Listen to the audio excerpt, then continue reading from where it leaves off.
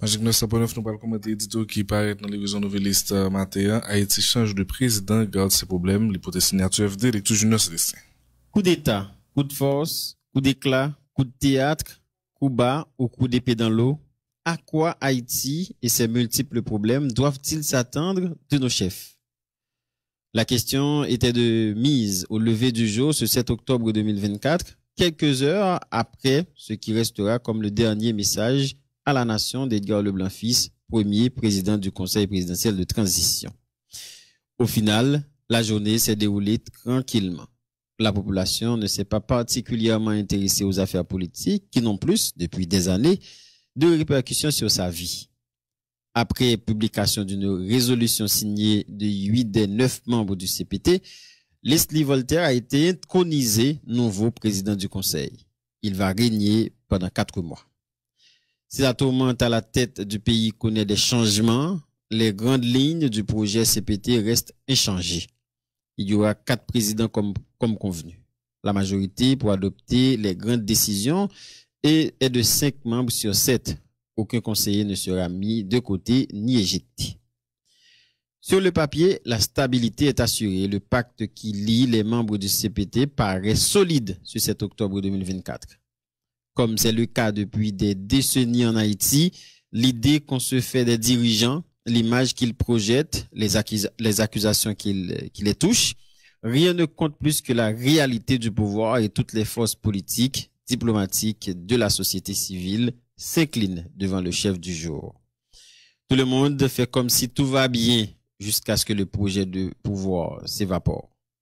Pendant que le temps passe, la situation de la population et celle du pays empire.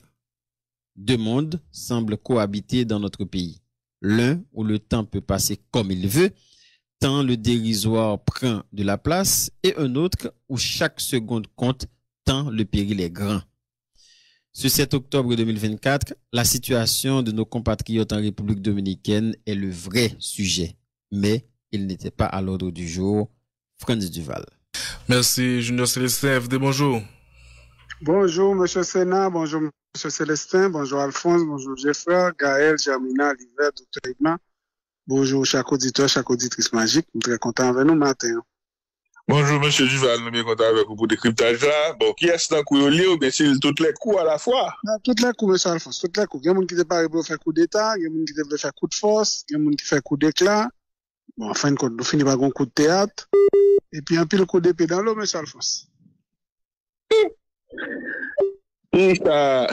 Bon, problème nous même là, et nos chers chefs, chers et coûteux chefs, et comment on va le résoudre là?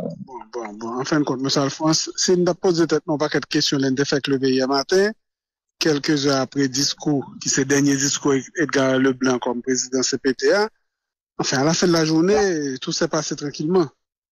Tout s'est passé tranquillement, la population ne s'est pas particulièrement intéressée aux affaires politiques, qui n'ont plus, depuis des années, M. Alphonse, de répercussions sur sa vie. Quel que soit le monde qui est président CPTA, la vie n'a pas changé dans Port-au-Prince. En Haïti en général. M. Voltaire intronisé.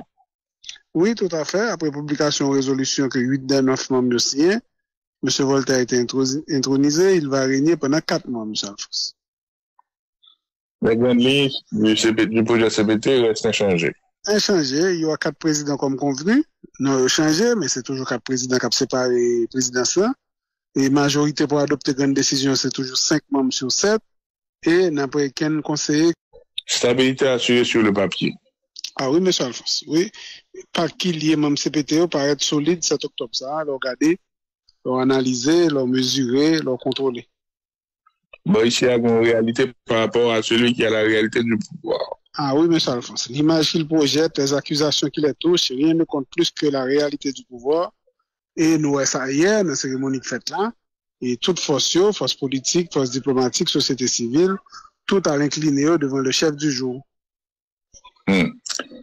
Au niveau loin, tout le monde fait comme si tout va bien jusqu'à ce que le projet de pouvoir s'évapore.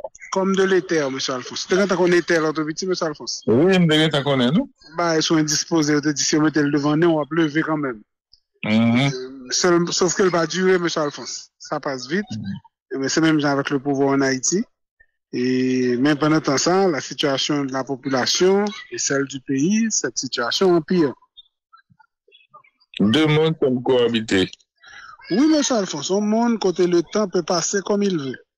Tant le dérisoire prend toute la place, M. Alphonse. Et un autre monde côté chaque seconde comptait, tant le péril est grand.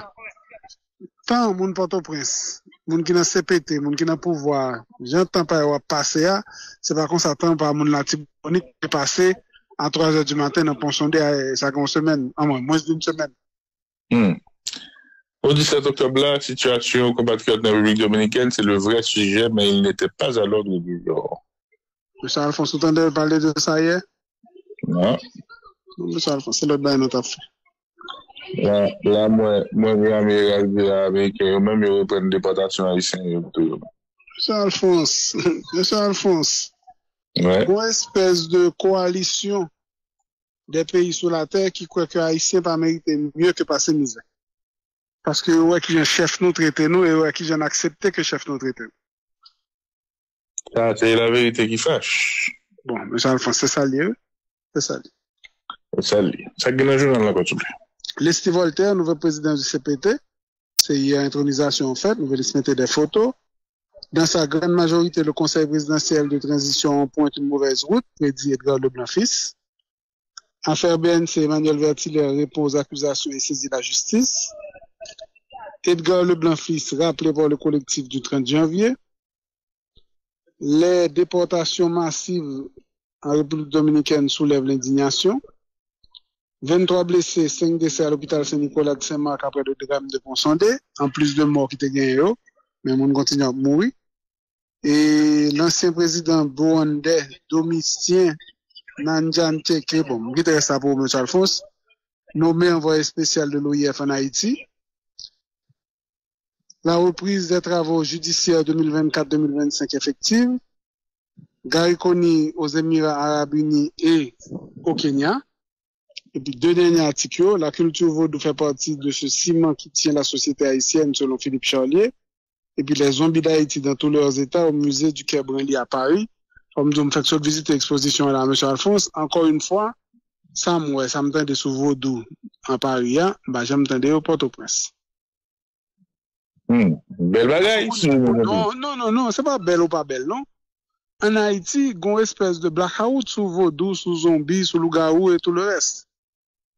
Nous pas parler de ça, nous pas expliquer ça, nous pas présenter ça. À la connaissance, pas d'exposition sur ça en Haïti. Bon, peut-être c'est parce que nous là-dedans.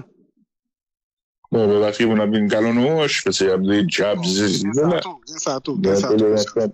intolérance à tout. Oui, bien ça tout. Mais en tout cas, et là, c'est, bon, des étrangers qui avaient essayé de comprendre ça qu'Haïti a, ça que Zombie a, ça que nous-mêmes, non? Merci un peu, M. Duval. Passons bonne journée. C'est ton plaisir, M. Alphonse. C'est ton plaisir, Kembena. En même temps.